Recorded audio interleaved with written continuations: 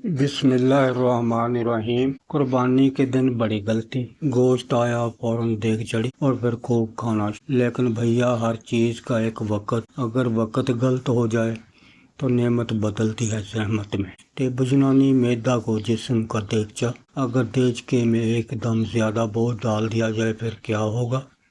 Gas, तेजाबियत, बदहजमी और भारीपन। आज हम आसान ज़बान में समझेंगे कि कुर्बानी का गोश्त कब, किस वक्त खाना, कौन सी गलतियां किस नुकसान से बचाया जाए। फौरन गोश्त खाना क्यों नुकसानदेह? भैया जी, कुर्बानी के फौरन बाद गोश्त ताज़ा और गर्म, तिब यूनानी के मुताबिक बहुत ताज़ा गोश्त बाज़ लोगों को मैदे पर भारी पड़ सकता है, क्योंकि मैदा अभी तैयार नहीं होता। गोश्त देर से हजम ज्यादा चिकनाई बोझ डालती है, जिनको वक्त चाहिए। ऐसे ही बाज़ लोगों को फौरन ये अलामात शुरू: मैदा भारी होना, सीने में जलन, डकारें, गैस, पेट फूलना, सुस्ती, नींद ज्यादा आना। क्या और मतली वगैरह। गोश्त खाने का सही वक्त क्या? भैया जी, तिब यूनानी के मुताबिक बेहतर है कि कुर्बानी के बाद फौरन बहुत ज्यादा गोश्त ना खाया जाए। हल्की गिज़ा से आगाज, मुनासिब मिकदार में गोश्त खाएं। अहम बात: रात देर से ज्यादा गोश्त खाना नुकसानदेह,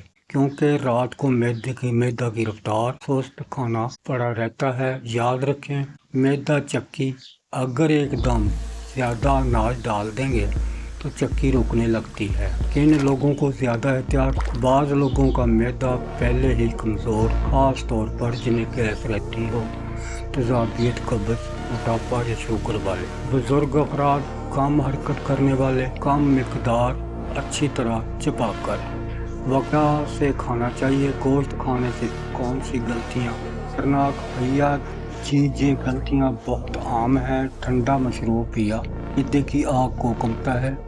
तेब यूनानी कहती है जिगर जिस्म की भट्टी है, भट्टी पर ठंडा पानी डाल दें तो हजम सुस्त।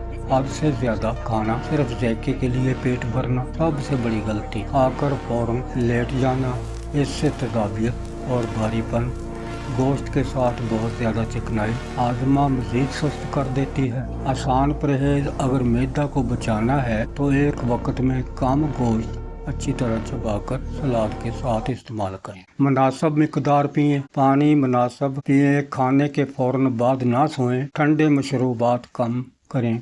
तिब यूनानी के असूल भैया जी याद रखें: भूख से थोड़ा कम खाएं। खाने के बाद हल्की चहलकदमी, अदरक, जीरा, सौंफ जैसी चीजें हाजमा बेहतर करती हैं। भैया जी, हर जिस्म का मिजाज अलग होता है। जो चीज़ एक को फायदा दूसरे को नुकसान भी दे सकती है। तो भैया जी, कुर्बानी का गोश्त नेमत जहमत नहीं बनाना। नेमत का फायदा तब जब इतदाल के साथ खाया जाए। भैया जी, ज्यादा खाना ताकत नहीं बल्कि जहमत बनता है।